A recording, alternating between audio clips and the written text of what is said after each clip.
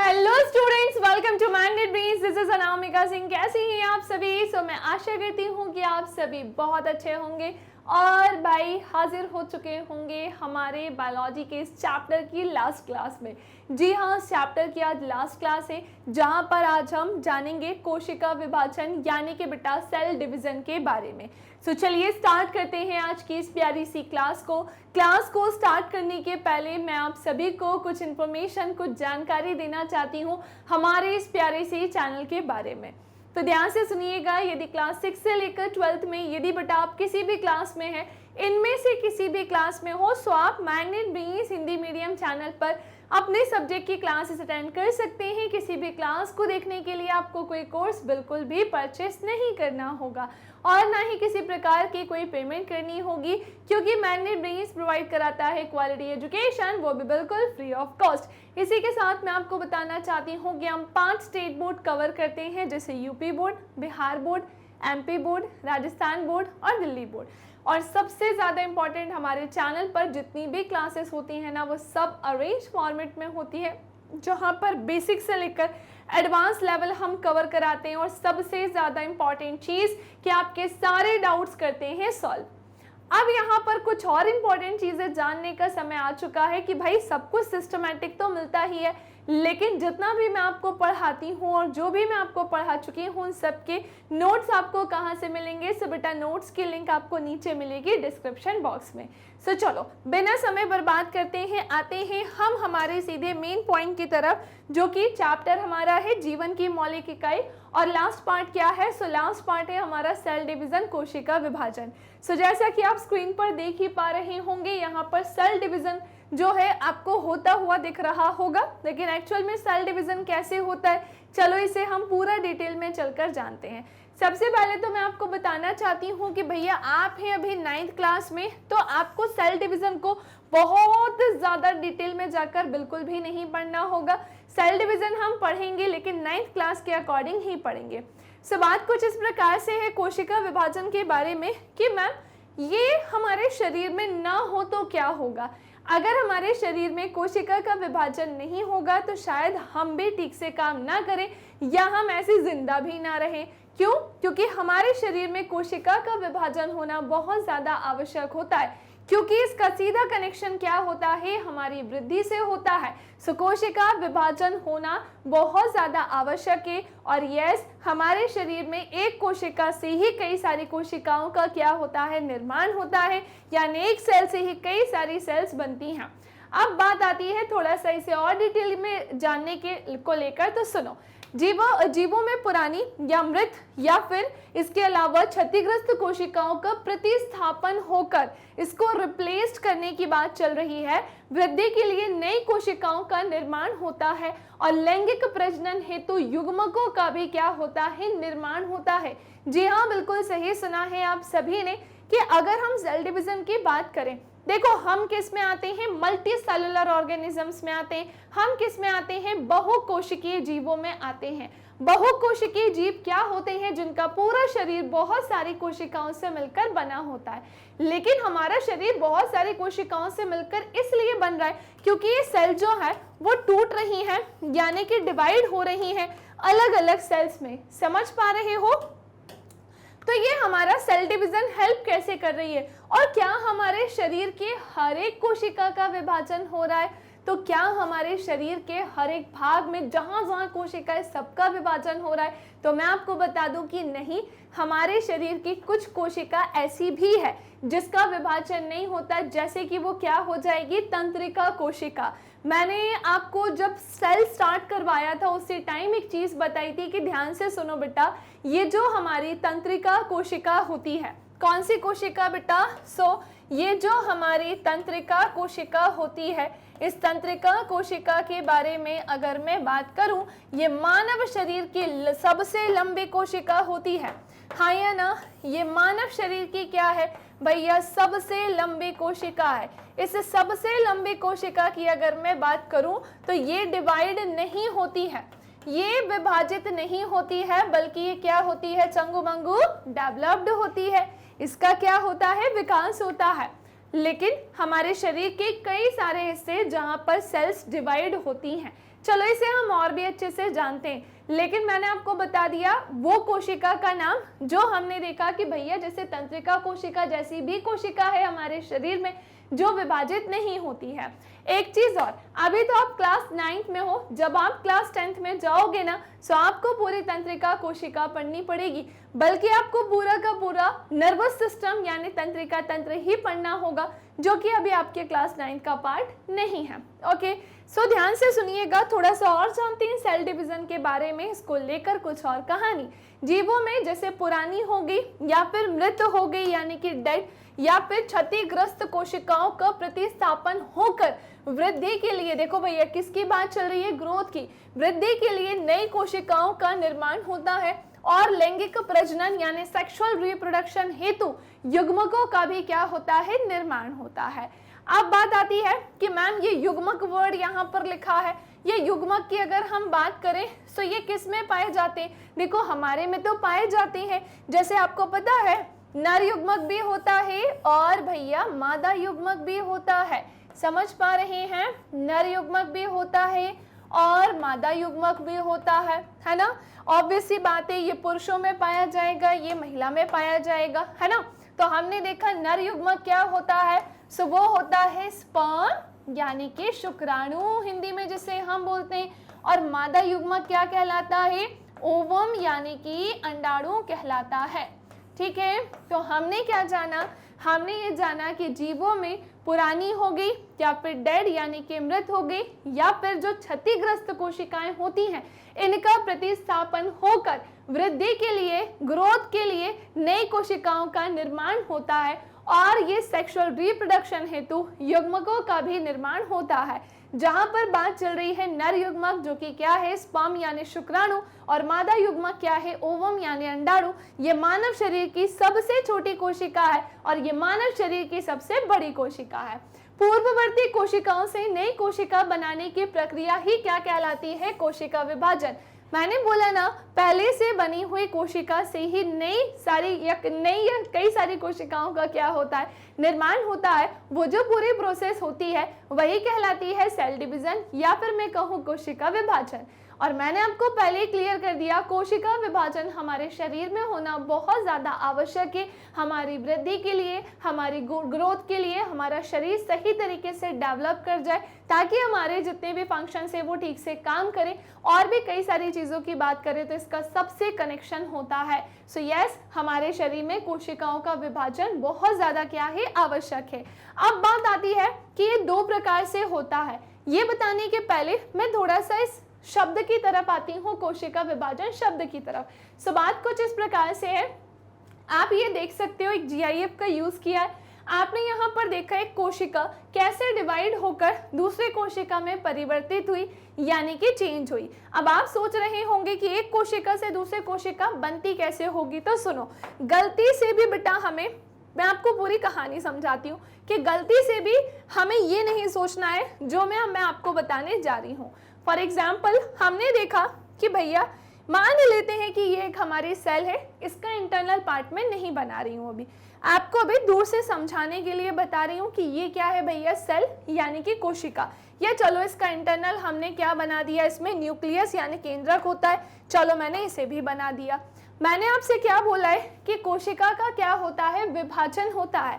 तो इसका विभाजन हुआ, इसका आधा हिस्सा जो है वो ये रह गया, ठीक है, और इसका आधा हिस्सा ये रह गया, और इसमें जो केंद्रक है वो भी कैसा हो जाएगा, आधा आधा हो जाएगा।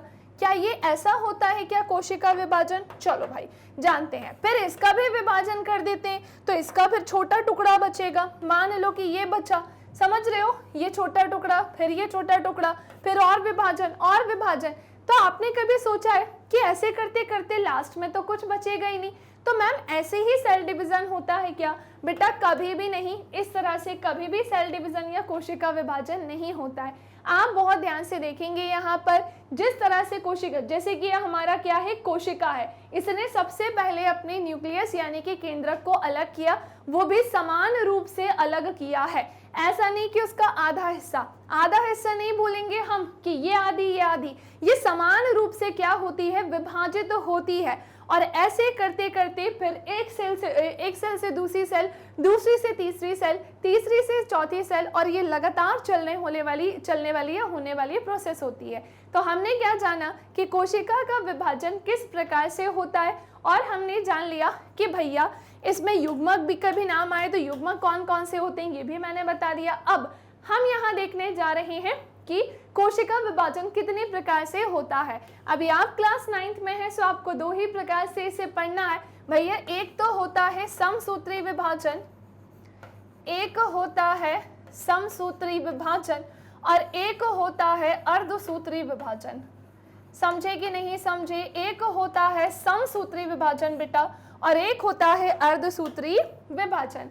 अब एक प्रश्न उठता है यहाँ पर समसूत्री और अर्धसूत्री को लेकर कि मैम हमें तो ये पता ही नहीं है कि ये दोनों क्या होते हैं। तो चलो मैं 1 बाय 1 करके आपको इसे एक्सप्लेन करती हूँ। तो फटाफट से इसका स्क्रीनशॉट ले लिया होगा आपने। इसी से रिलेटेड एक इमेज और आप देख पा रहे होंगे कि कैसे कोशिका का यहाँ पर क्या हो रहा है बेटा, विभाजन हो रहा है। ठीक है, चलिए आगे बढ़ते हैं अब हम अपनी अगली कहानी की तरफ। एक चीज और यहाँ पर मैं एक चीज और आपको एक्स्ट्रा में बता देती हूँ कि ये जो युग्मक होते हैं ना, ये आपस में मिलकर क्या बनते हैं, युग्मनज बनते हैं। अब आप कहेंगे मैम ये क्या होता है, तो सुनो, नर युग्मक यानी शुक्राणु और मादा युग्मक यानी कि ओवम अंडाणु, जब इनका आपस में संलयन होता है, या मैं कहूँ जब ये आपस में मिलते हैं, तो इनके आपस में मिलने से युग्मनज का निर्माण होता है। इसे और भी ज्यादा आपको डिटेल में पढ़ना है तो इसके लिए आपको पूरा 1 साल वेट करना होगा, क्योंकि ये क्लास 9th में आपको पढ़ना होगा, जहां पर हम जानेंगे जीवों में जनन कैसे होता है।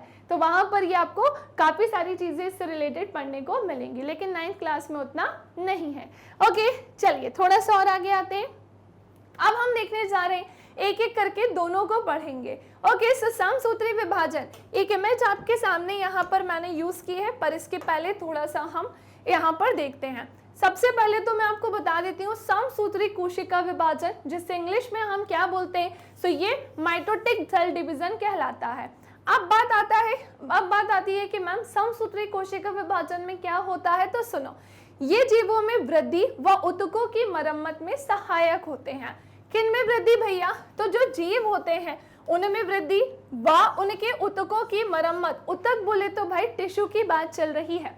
ऊतक को बेटा अंग्रेजी में हम क्या बोलते हैं, सो इंग्लिश में हम इसे टिश्यू बोलते हैं, और हमारे शरीर में कई सारे टिश्यू यानी कि ऊतक पाए जाते हैं। ये चैप्टर भी हम पढ़ेंगे, इसके ठीक बाद बायोलॉजी में वही चैप्टर हमें पढ़ना है।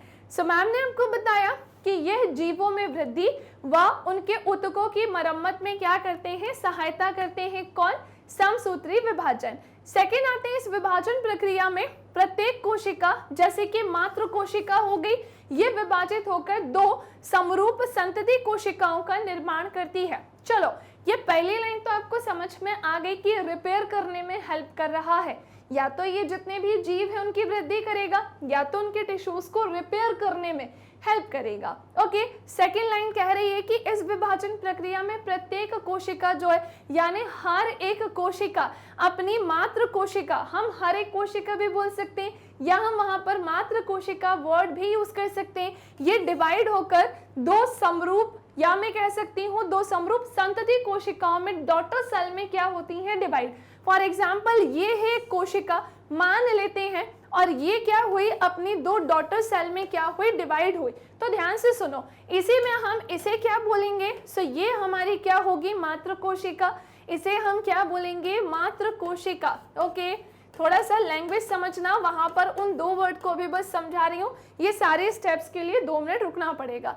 अब ये मातृ कोशिका ने क्या किया भैया, ये डिवाइड होकर अपनी जैसी क्या बना दी, तो इसने बना दी है 2 संतति कोशिका यानी कि डॉटर सेल। कौन सी कोशिका, 2 संतति कोशिका यानी कि डॉटर सेल। चलिए भाई, सो मैंने आपको ये बता दिया है। अब संतति कोशिकाओं की हम बात करें, इनमें कोशिका के समान ही क्या होती है, गुणसूत्रों की संख्या होती है। फर्स्ट ऑफ ऑल, गुणसूत्र को हम इंग्लिश में क्या बोलते हैं, चंगू मंगू, सो ये कहलाते हैं हमारे क्रोमोसोम्स। शायद आपने कभी पहले नाम सुना हो और शायद नहीं, यदि आपने मेरे सारे सेशंस अच्छे से देखे होंगे ना, तो यस, मैंने वहाँ पर गुणसूत्र क्रोमोसोम वर्ड यूज़ किया है पहले भी। जब हमने प्रोकैरियोटिक यूकैरियोटिक देखा था तो मैंने बताया था कि जो प्रोकैरियोटिक होते हैं वो कैसे होते हैं, तो उनमें क्रोमोसोम सिंगल यानी कि एकल होते हैं, और जो यूकैरियोटिक होते हैं उनमें क्रोमोसोम्स कैसे होते हैं, मल्टीपल यानी कि बहुल होते हैं। हम किस में आते हैं, यूकैरियोटिक में आते हैं। तो ध्यान से सुनो, अब बात आती है कि हम यूकैरियोटिक में आते हैं तो मैम हमारे में गुणसूत्रों की संख्या कितनी है। सो ध्यान से सुनिएगा भैया, ये 23 जोड़े में होती है, यानी 23 के पेयर में होती है। अब 23 के पेयर में होती है यानी टोटल हमारे में गुणसूत्र कितने होते हैं। सो बहुत ध्यान से सुनिएगा, 46 यानी कि 46 होते हैं। तो हमने जान लिया कि गुणसूत्रों की संख्या, भाई समसूत्री विभाजन में तो जो मात्र कोशिका में गुणसूत्रों की संख्या थी उसी समान यहाँ पर विभाजन के बाद जो डॉटर सेल है सेम या समान रूप से उसमें भी गुणसूत्रों की संख्या उतनी ही है, इसमें अलग से कोई चेंज या परिवर्तन नहीं हुआ। सो फॉर एग्जाम्पल यहाँ अगर 46 क्रोमोसोम्स हैं, सो इसमें भी क्या होंगे डिवाइड होने के बाद 46, और इसमें भी क्या होंगे डिवाइड होने के बाद 46। सो बेसिकली हमारी बॉडी की ग्रोथ में लगातार सेल डिवीजन का होना इंपॉर्टेंट है। हमारी बॉडी की ग्रोथ के साथ साथ टिश्यूज के रिपेयर होने में भी लगातार सेल डिवीजन होना इंपॉर्टेंट है, लेकिन ये ऐसे सेल का डिवीजन करेगी जहां पर क्या होगा, तो जो हमारी मात्र कोशिका है, जो हमारी मात्र कोशिका है वो डिवाइड होगी और डिवाइड होगी। और हमने देखा ये जिस तरह से डिवाइड होती है, जैसे आप यहाँ पर इतनी सारी स्टेजेस देख रहे हैं, अब ये इतनी सारी स्टेजेस तो आपके एग्जाम में आनी नहीं है। आप केवल इतना ध्यान रखेंगे कि भाई ये जब डिवाइड हुई, सो डिवाइड होने के बाद अंत में हमने जब देखा तो ये अपने ही जैसी हूबहू या कहेंगे समान गुणसूत्रों वाली क्या करती है, कोशिका का निर्माण करती है। ओके, एनसीईआरटी में आपको इसी से रिलेटेड मैं एक इमेज दिखाती हूँ जो आपके एनसीईआरटी में दी गई है। यहाँ पर आप देख पा रहे होंगे ये क्या है, मात्र कोशिका है, और ये मात्र कोशिका के क्या है भैया, गुणसूत्र है। और जब ये डिवाइड हुए तो इनने क्या किया, संतति कोशिकाओं का, अपने ही समान हूबहू संतति कोशिकाओं का क्या किया है, निर्माण किया है। क्या आप सभी को मेरी बात समझ में आई? चलिए, तो मैं आशा करती हूँ कि आप सभी को समसूत्री विभाजन अच्छे से क्लियर हो गया होगा, अच्छे से समझ में आ गया होगा। नाउ नेक्स्ट आते हैं अब हम अर्धसूत्री कोशिका विभाजन की तरफ। सो अर्धसूत्री कोशिका विभाजन क्या होता है, तो सुनो, अर्धसूत्री कोशिका विभाजन की प्रक्रिया में जीवों की जनन कोशिकाओं अथवा ऊतकों की विशेष कोशिकाएं विभाजित होकर युग्मक का निर्माण करती हैं। सो बेसिकली ये हमारी जनन भी बोल सकते हैं, बिल्कुल बोल सकते हैं, या मैं कहूँ प्रमुख रूप से युग्मकों के निर्माण में क्या करती है, सहायता करती है। लेकिन ध्यान से सुनो, निषेचन के पश्चात ये क्या करती है, संतति का निर्माण, बिल्कुल। और इस प्रकार के विभाजन में कोशिका विभाजित होकर 2 की जगह पर 4 नई संतति कोशिकाओं का क्या करती है भाई, निर्माण करती है। ये 2 के स्थान पर इस बार क्या करेगी, अर्धसूत्री विभाजन में 4 नई संतति कोशिकाओं का निर्माण करेगी। यहाँ पर जो गुणसूत्रों की संख्या है वो उसके मात्र कोशिका से भी कैसी हो जाती है, आधी हो जाती है। ऐसा हमने समसूत्री विभाजन में नहीं पढ़ा था। हमने देखा था वहां पर विभाजन के बाद गुणसूत्रों की संख्या समान थी, लेकिन अर्धसूत्री विभाजन में ऐसा नहीं होता है, यहाँ पर गुणसूत्रों की संख्या आधी हो जाती है। ओके, सो अर्धसूत्री कोशिका विभाजन की प्रक्रिया में जीवों की जनन कोशिकाओं, जो भी जनन कोशिकाएं होती हैं अथवा ऊतकों की विशेष कोशिकाएं, ये डिवाइड होकर युग्मक का निर्माण करती हैं और निषेचन के पश्चात संतति का निर्माण होगा, ऑब्वियस सी बात है। और इस प्रकार के विभाजन में कोशिका विभाजित होकर 2 की जगह पर भैया 4 नई संतति कोशिकाओं का निर्माण करती है। एक चीज और, ये अर्धसूत्रण की प्रक्रिया 2 स्टेजेस में कंप्लीट होती है। फर्स्ट है हमारा अर्धसूत्रण फर्स्ट और दूसरा है हमारा अर्धसूत्रण सेकंड। अच्छा, तो हमने देखा अर्धसूत्रण 1 में एक जनन कोशिका 2 संतति कोशिकाओं में विभाजित हो जाती है, बिल्कुल, जिसमें मात्र कोशिका की तुलना में गुणसूत्रों की संख्या कैसी होती है, आधी। जी हाँ, बिल्कुल ऐसा होता है। तो यहाँ पर गुणसूत्रों की संख्या मात्र कोशिका की तुलना में कैसी हो गई, आधी। फिर अर्धसूत्रण 2 में आते हैं तो इसमें समसूत्री विभाजन के समान ही विभाजन की प्रक्रिया होती है, जैसे किसमें हुई, समसूत्री विभाजन में। मतलब बेसिकली देखा जाए सूची के आधार पर ये क्या होती है, विभाजित होती है, यानी कि डिवाइड होती है। तो हमने देखा कि भैया ये कुछ इस प्रकार से थी, और जब इसका विभाजन हुआ तो ये अपनी मात्र कोशिका से भी कैसी हो गई, हमने देखा था समसूत्री विभाजन में वो उसके समान ही डिवाइड हुई थी अपनी मात्र कोशिका से। लेकिन ये अपनी यहाँ पर मात्र कोशिका से कैसे डिवाइड हुई है, 4 अलग भाग में, 4 अलग पार्ट्स में हुआ ना। अभी हमने यहाँ एक सेंटेंस पढ़ा था, कहाँ गया वो, कि भैया यहाँ पर 2 की जगह ये 4 नई संतति कोशिकाओं का क्या करेगी, निर्माण। सो ये इस प्रकार करेगी, और ये इसकी क्या हो गई है, आधी हो गई। कोई कंफ्यूजन, कोई समस्या? चलिए भाई, तो बिल्कुल मुझे लग रहा है कि आपको समझ में आ गया होगा, है ना, क्रोमोसोम्स की कहानी और इन सब की कहानी। ये कोई बहुत बड़ा चैप्टर नहीं है, ये भी मैं आपको बता दूं, है ना। अब जैसे कि अगर आप हायर क्लासेस में जाएंगे और भी बड़ी क्लासेस में जैसे जैसे जाते जाएंगे ना, तो इनको आपको और भी ज़्यादा डिटेल में पढ़ना होगा, इन्हें और भी ज़्यादा डेप्थ में जाकर पढ़ना होगा। लेकिन क्लास 9 में इतना नहीं है, जितना था वो मैंने आपको बता दिया, और मैं आशा करती हूँ कि ये आपको अच्छे से क्लियर हो गया होगा, समझ में आ गया होगा, यहाँ बैठ गया होगा। वीडियो को लाइक नहीं किया है तो लाइक कर देना, शेयर नहीं किया है तो भैया अपने दोस्तों के साथ शेयर कर देना, और हमारे इस प्यारे से चैनल को सब्सक्राइब नहीं किया है तो सब्सक्राइब कर देना। इसी के साथ Facebook, Instagram, Twitter, Telegram, WhatsApp, ये है मैग्नेट ब्रेन्स के कुछ अदर प्लेटफॉर्म्स जहां पर आप मैग्नेट ब्रेन्स से जुड़ सकते हैं। इसी के साथ YT पर आप हमारे लाइव सेशंस ले सकते हैं, या फिर एप्लीकेशन के थ्रू भी जुड़ के हमारे सेशंस ले सकते हैं। वेबसाइट पर भी आप जाकर हमारी क्लासेस देख सकते हैं, यहाँ पर भी आप विजिट कर सकते हैं। खूब पढ़ाई करें ताकि आपकी फ़ोटो भी यहाँ पर लग सके। ई नोट्स और ई बुक की लिंक आपको कहाँ मिलेगी बेटा, नीचे डिस्क्रिप्शन बॉक्स में। और ये है हमारे हिंदी इंग्लिश मीडियम के टॉप कोर्सेज, जैसे CBSE board, Delhi board, Bihar board, UP board, MP board, Rajasthan board, वैदिक मैथ्स, क्रैश कोर्स और स्पोकन इंग्लिश। सो आज के लिए इतना ही, मिलेंगे नेक्स्ट सेशन में। थैंक यू क्लास, और प्यारे प्यारे से कमेंट्स करना नहीं भूलिएगा, और कोई डाउट हो तो बताइएगा। Thank you.